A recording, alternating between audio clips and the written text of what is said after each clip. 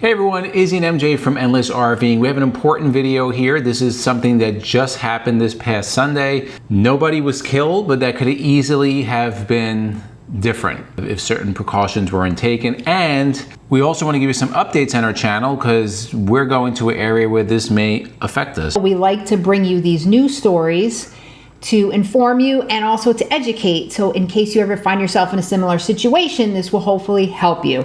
Now, before we get into that, we of course want to remind you, we still get comments on the daily of people saying, I looked and I'm unsubscribed. So just take a quick second, make sure you're still subscribed to the channel and hit the notification bell. And the reason why you want to do that, tomorrow we are taking the trek down to Lebanon, Tennessee, where we'll be attending the Music City Motorhome Expo by National Indoor RV Centers.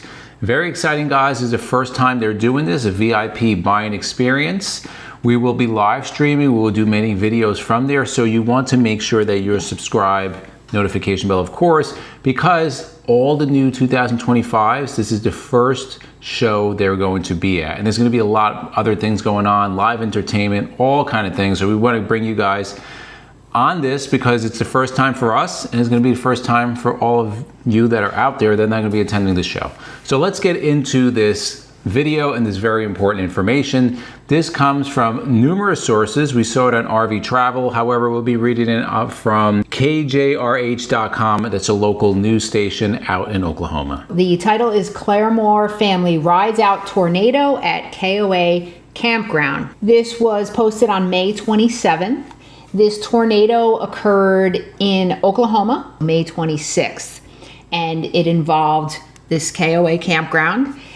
Thank God nobody was killed, but there was quite a bit of damage. And there were several injuries also. So it not only involved the KOA campground, it pretty much wiped out that KOA campground, and most of the RVs in there. We'll be showing video as we speak about, I mean, the RVs were just flipped over, demolished. Yeah. Some people were actually in their RVs when this happened, and they did get injured. However, being that it's in Oklahoma and they were used to this type of weather, or at least the potential for this type of weather, the KOA itself did have a tornado shelter. So a lot of people were able to get into that shelter, although their vehicles were damaged and their RVs were gone, at least they were safe. So we'll focus on one family that was at this campground. Is Ronnie Huckabee and his wife, and they have a 7-month-old baby. So they had turned in for the night, and luckily Ronnie had his phone on, and he answered the phone. A friend was calling, and he said, "Are you guys taking shelter?" He said, "No, I'm lying here actually." Ronnie said if he wouldn't have called, I wouldn't have got up and gone to the shelter. So we're going to talk about some precautions to take, how to know when these things are coming, and some other ones as well. Now, the reason why we bring this up, because there are areas of the country that tornadoes are a legitimate threat. We're going to Middle Tennessee. They have tornadoes there. Yep. We actually were traveling when we went down to the Tampa show last year. We rerouted because there were tornado threats and warnings. And MJ is like big on the weather. She's always checking the weather app. So we actually drove further just to kind of avoid that, because we just don't want to deal with a tornado. And we weren't stopping at a KOA or a campground. There wasn't going to be really anywhere to shelter other than like maybe inside a Cracker Barrel.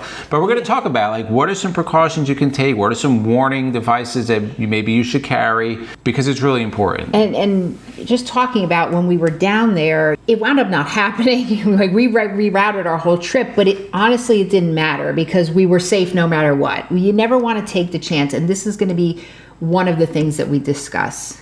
So the first thing that we're going to discuss is the precautionary as far as how you're going to get warnings. So of course, if you have your television on, but a cell phone, I don't know why I have to say this, but a cell phone is really important. Most people have smartphones out there. If you don't have a smartphone, put it in the comments below. But one of the reasons that a smartphone is important, although I think the warnings also go out on regular phones, is that most of the time you're going to get a warning if there's a tornado in the area. You'll hear that loud beep. Correct. Now, it's probably important if they're putting out a message to people in the area, there's a high likelihood that you are at risk. Now, are you going to get hit? You don't know, but you are at risk. So if you can take shelter, do that. The second thing, if you don't have a cell phone's not with you, these radios right here, any kind of two-way radio or just a NOAA radio, it's going to give you weather alerts, constant weather alerts, and if there is a tornado warning in the area, you're going to get it. Following up on this smartphone issue that Izzy was talking about, yes, having that smartphone is really, really important. And like he said, I follow the weather. I don't ever look at the weather. She does. It's crazy. Even when it's nice, I always want to know what the weather is looking like. Knowing that, but I also have radar on my phone also. I'm like a weather geek. By the way, here's a little side. Are you ready for something funny? When I was in college, I graduated really, I had a high GPA. I got a D- in understanding the weather. And people always make fun of me. It's because I never went because the professor was horrible. But anyway, it was after college I really started getting more interested in weather.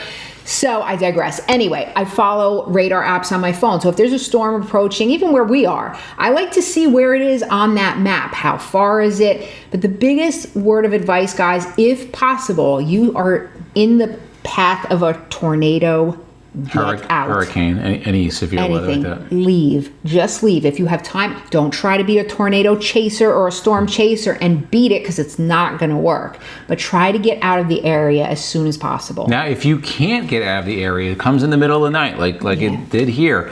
What can you do? Well, when you go to a campground, wherever you're staying, just before you're in the mix, see where there's shelter, right? So if there's a Cracker Barrel, maybe you need to go inside the Cracker Barrel. Or if you're at this KOA, they actually had a storm shelter because it's in a tornado area. So people knew, okay, storm shelter. If you're a state park, maybe the bathroom, wherever you can go. Anything better than your RV. RVs offer zero protection, and you will see in these videos how they are just flipped around their side. Motorhomes, trailers just ripped apart. Like rag dolls. And talking about where to go, away from windows. Do not go near windows. Talking about the cell phones, always make sure you're charged. Now, I am...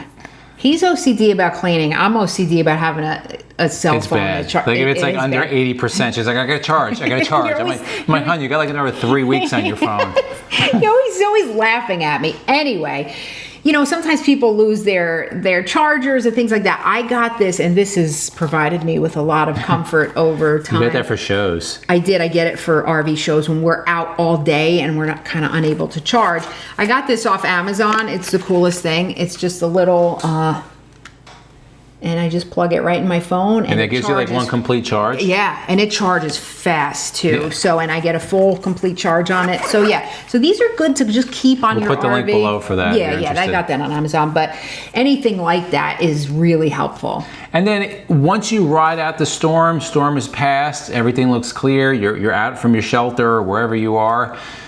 It doesn't mean the danger's over. Often, if a tornado passes, there's going to be a lot of debris. There could be roofs that have collapsed. There could be power lines down. So you want to kind of stay protected until the emergency services have arrived and deemed those areas safe. You don't want to go out exploring. You don't know what other dangers are in the area, and a lot of people get hurt that way also. Again, we tell you these things not to scare, but to educate. But there was somebody in our town, actually, there was a storm. This was probably about 3 years ago, and he was driving and he stopped. There was a power line down. He did get out of his car and he was killed. He was electrocuted. So like as he said, you just want to be very, very careful and cautious when you're approaching a situation. I can tell you when I used to be on patrol and power lines were down, you know what I did? I backed the hell up, closed it off until the fire department was there.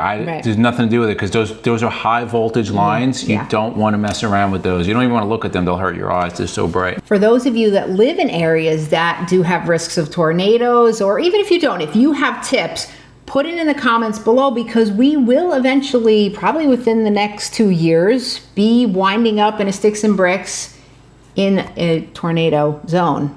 Well, hopefully not too. Maybe Tennessee. But I already told MJ if we're in anywhere. Wait, that sounded wrong. I said hopefully we'll be in a tornado zone. Hopefully we'll be in a state that we love that happens to have tornadoes. Does that make more sense? A little bit. Okay. But I told MJ if we go, there's any chance of having a tornado.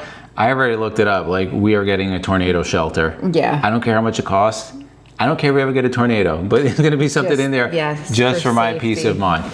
So we want your feedback, guys, because we're Northeasterners. We could tell you about driving in the snow, because I know you Floridians can't drive in the snow. But we can learn a lot from you out there, as well as our other viewers here. And there's a lot of them that are going to be watching this video, hopefully, and they can learn something. Just keep everybody a little bit safer. If you like videos like this, guys, to the left of us, we'll put our RV Newbies playlist. We'll put our RV News playlist. And for myself and MJ, it's a journey of a lifetime, and we'll see you on the road.